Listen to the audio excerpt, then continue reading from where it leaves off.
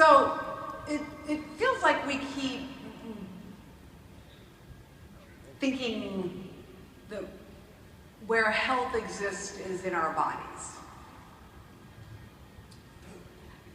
So I'm a doctor, but not the kind that can help you. I think it's why professors rarely use doctor.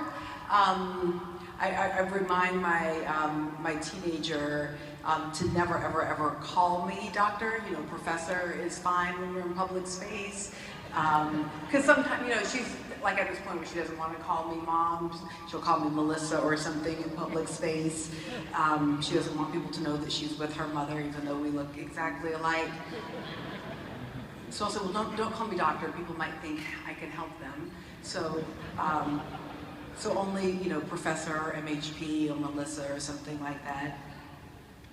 But it's because we think health exists in our bodies. I want to make a claim. We keep thinking we need to know your status. You should. But I don't think your status is an individual matter. I want to make a claim that our HIV status is a collective matter. You don't have to applaud, it's okay. Wait, let me actually accomplish something first.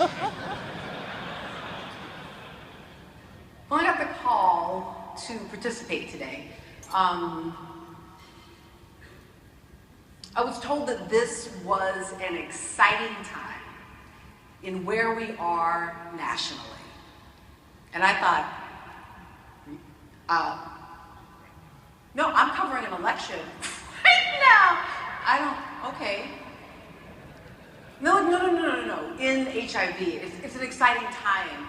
We're at a moment of convergence. So part of the theme of our conference is to talk about the pathways and opportunities, the space where we are in a declining HIV infection rate.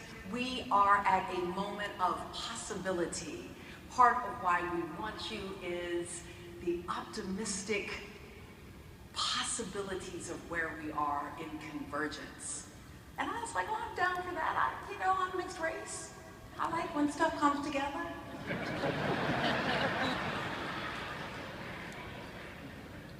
I'm gonna mess with that mixed race thing for a minute. By the way, y'all was born in the 70s. There's no such thing as mixed race. Of course there is, because race changes. Okay, I'll get to that in a second. But let me just say, in 1975 in Virginia, there's no such thing as mixed race. You're just black. It's different. It's okay. But I'm going to come to that in a minute. Social construction of race. Here we go. All right, stick with me. It's like sociology 101 up in here. We're coming. So I kept trying to tell, as I was working on this exciting story about convergence. But the problem is I'm a political scientist, and so there's always this and that. And so here's the story I want to tell. Where there is convergence, we are also in a moment of disruption, and I want to tell both of the stories at the same time. Even as we begin to see the possibilities of convergence, I want to talk about a story of disruption. The most exciting social movement that I see existing right now is a movement that is making both an empirical claim and a claim on resources. It's also making an epistemological claim, and that claim is Black Lives Matter.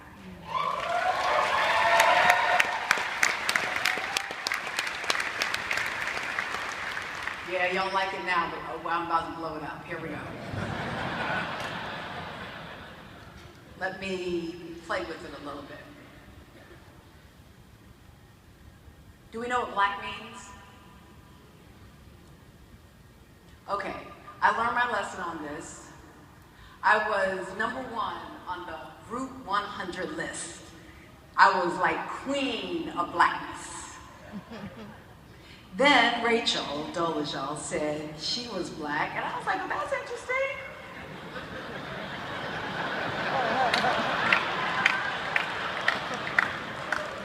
And the next year I was 35 on the group 100, and it literally said, she thought Rachel might be black, now she's 35. I was like, damn. We know race is not real biologically, stick with me.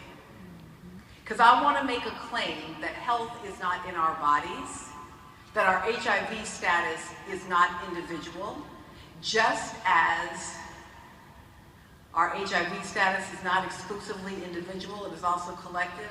So too is blackness not just a matter of your parentage.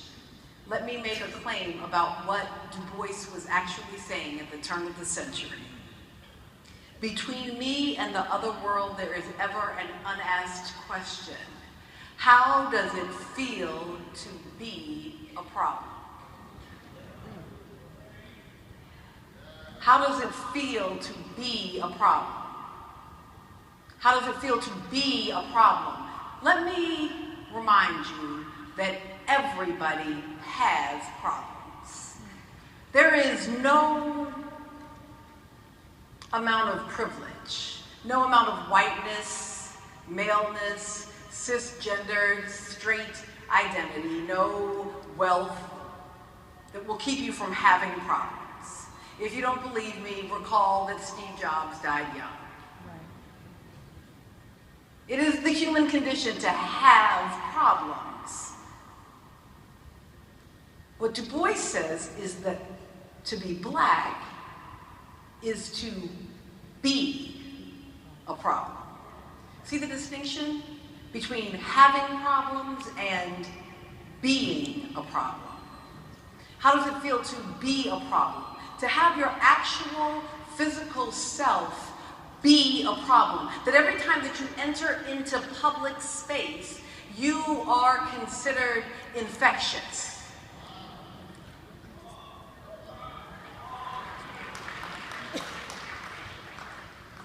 What would that be like?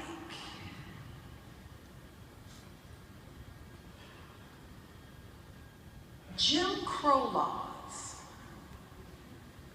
are about the belief of infectious blackness. The threat of miscegenation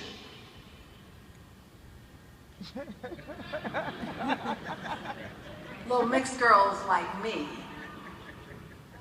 The reason you can't go to school together, the reason you can't be at the water fountain together, the reason Emmett Till must be destroyed at 14, the reason strange fruit hangs from southern trees. That threat is actually a threat of infection. Indeed, even the reason that you can't be allowed to vote is that you might infect the political system. Bring your black votes into the democracy. Right now, today, in 2016, Democrats and Republicans in South Carolina vote on different weekends. And I don't know if you've noticed, but there's a visible difference between Democrats and Republicans in South Carolina. They actually vote on different weekends. The hell, they vote on different weekends in South Carolina.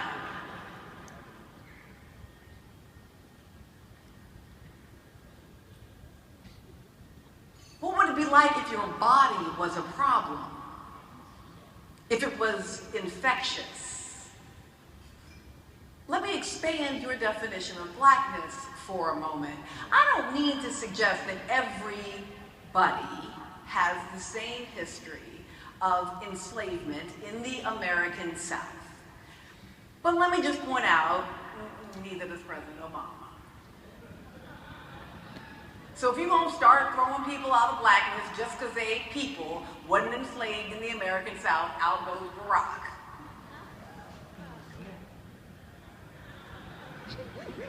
Sasha and Malia are in, but Barack out.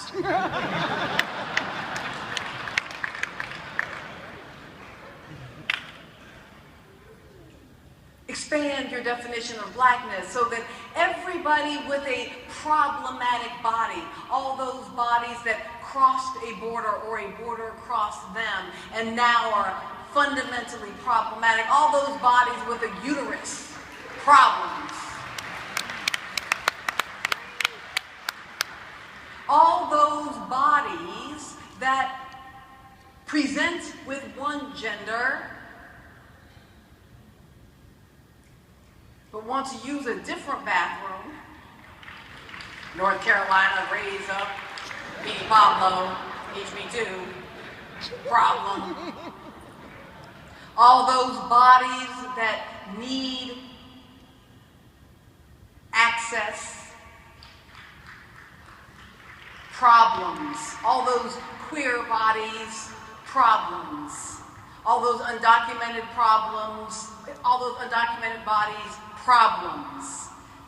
Black Lives Matter, if we expand the definition of blackness to be a Du Boisian understanding of blackness, actually begins to encompass a much broader understanding of health, so that when we begin to think about Black lives and what is mattering here, suddenly we start seeing a social movement that includes a question and a definition of a much larger set of social movements that is at the intersection of many of our marginal identities. Now, I will remind you that race and health are historically linked in this idea of many of us, in fact, being Black in this way.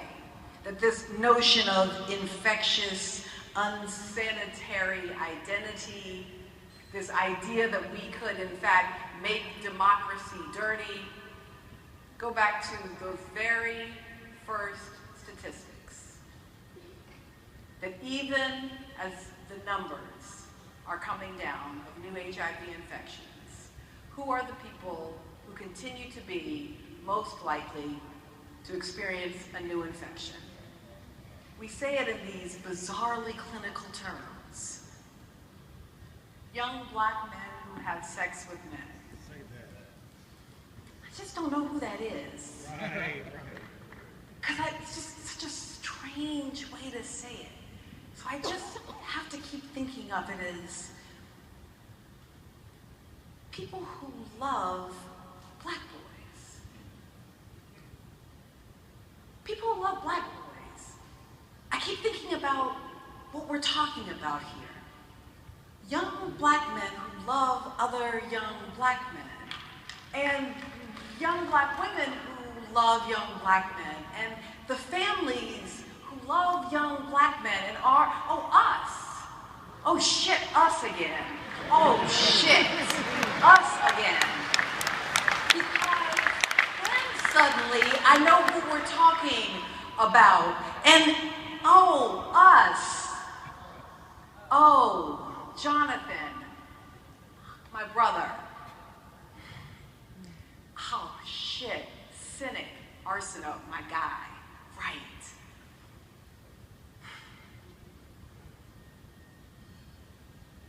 Right, us again, Trayvon.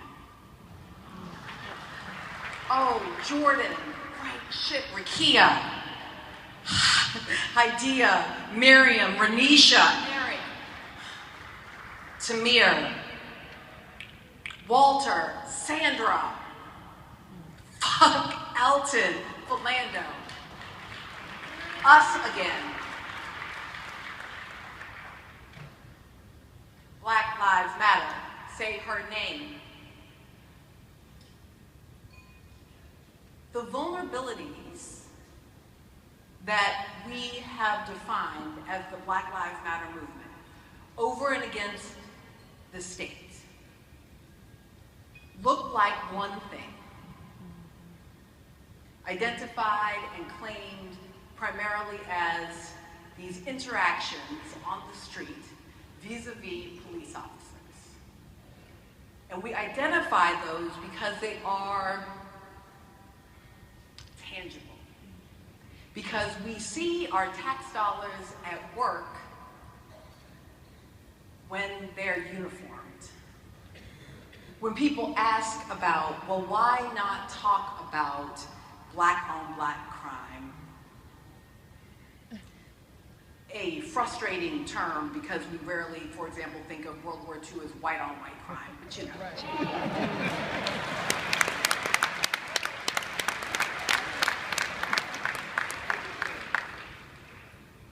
You know, of course, the argument that we really talk about in that framework is that, of course, we care. Every time we experience the death and the loss, the claim, the distress is that of citizens, right? Citizens saying, what I see when I see an officer is the state. And what the state represents are my tax dollars. And I see my tax dollars standing there because they're uniformed.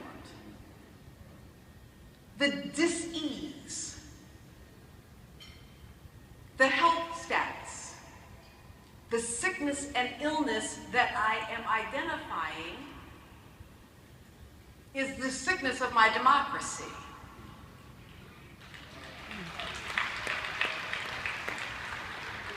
So when you say to me that new HIV infections are not a random draw from the box, but in fact track on the exact same zip codes,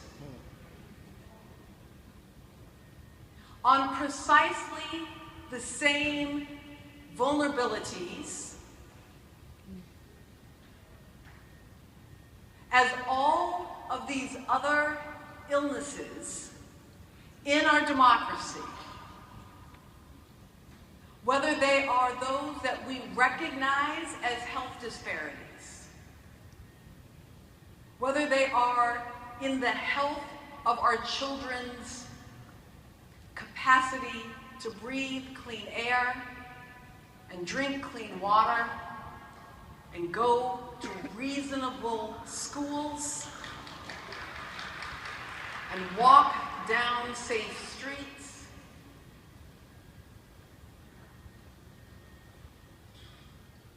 or find an officer who does not perceive them as a threat.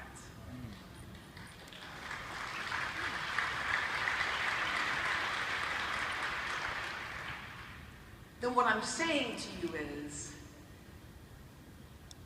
I don't believe you that we're at a point of convergence.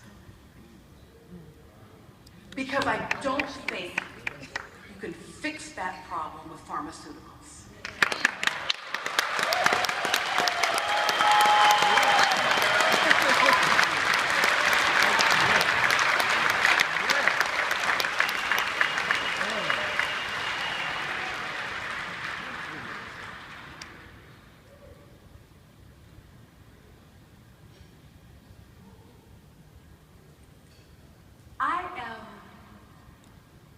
Constantly shocked that the infant mortality rate isn't explained, can't be closed with all of the other comorbidities that we would expect it to be. It's not health insurance. It's not access to prenatal care. It's not obesity. It's not marriage. Those narrow the gap, but they don't close it. Over and over again, decades of research keep showing us that it seems that Black women carry in our bodies what appears to be an actual legacy of trauma.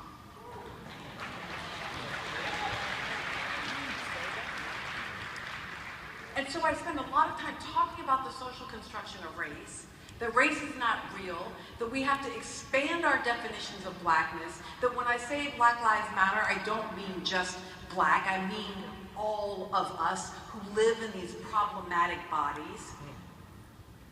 And yet I also know that somehow my particular blackness carries a particular trauma that actually passes on through my birth canal. And I think, God, you can't fix that with a pharmaceutical.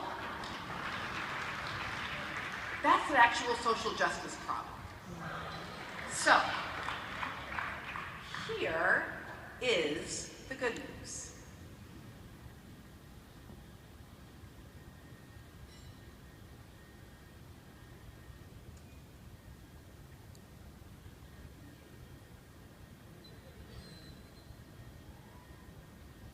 The struggle continues.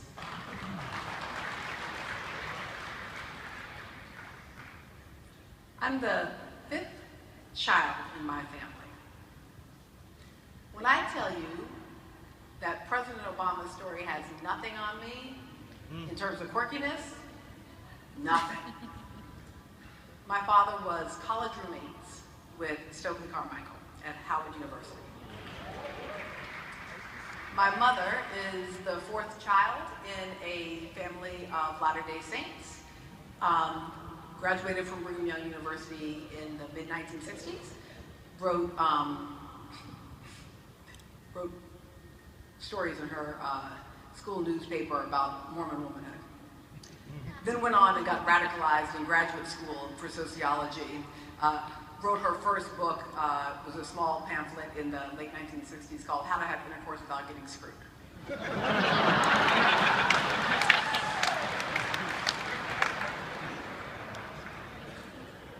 She's a great mom.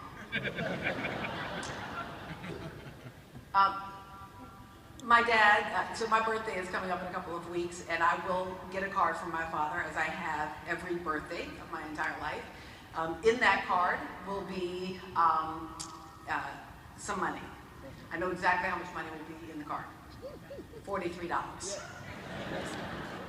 I know it because I will be turning 43 years old. Yep. When I was 5, there was $5. That was hot. When I was 10, there was $10. When I was 20, there was $20. I mean, so there will be $43 in cash sent through the mail. It will also arrive on my birthday. I don't know how he manages that. But on my birthday with $43 in it, and I know how it will be signed.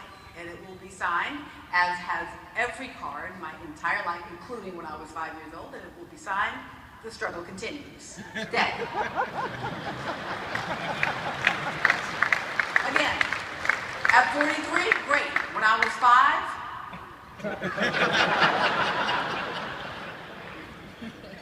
I'm gonna wrap up, I promise. At 43, I understand finally what a gift that was. Because it's something both of my parents taught me. Both my mom, who had us looking at our vaginas in a mirror when we were 6, because you need to know it better than anybody else.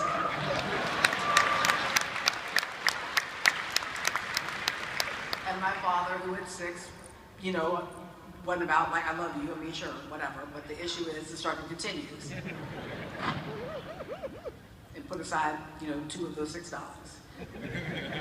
Because the struggle's gonna continue.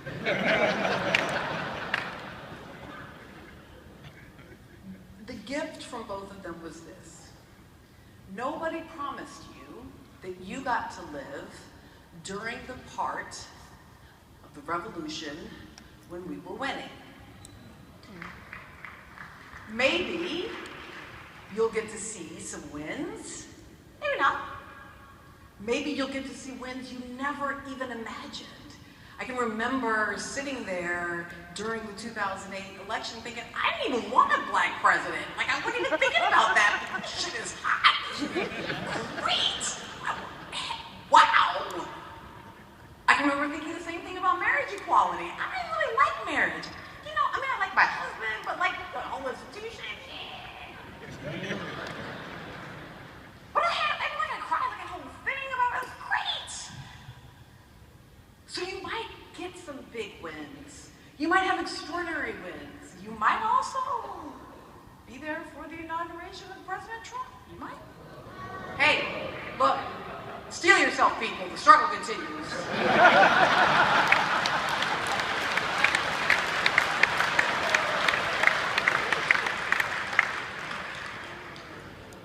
Nobody promised you that you get to be there during the winning parts. But here is what you are promised. You are promised this one thing, that people did work before you, and that people will do work after you, and that your job and that your responsibility is to recognize that during your part of the relay, that you take up the baton, that you do not have to do it alone, that you engage in it, that you ask hard questions, that if you had the exact same analysis as everybody else in the room, probably you don't have an analysis. Probably what you have is the whisper campaign. So wonder about it. Ask about it. Ask somebody else. Ask somebody else if what they just heard was the exact same thing. Because probably what you have is the whisper campaign, not the analysis. Go ahead and be bold. Go ahead and fail. Go ahead and work really, really, really hard on something that you don't expect to win in your lifetime. Go ahead and write a sentence that is better than who you are. When Thomas Jefferson said that we hold these truths to be self-evident, that all persons are created equal and endowed by their Creator with certain inalienable rights, and that among these are life, liberty, and the pursuit of happiness, he was sitting on the Monticello Mountain and looking out over enslaved persons. Nothing about human equality was self-evident. But he wrote that sentence anyway. Do something bigger and better than the morass of the historical moment that we find ourselves in. Dream a bigger thing. The struggle continues.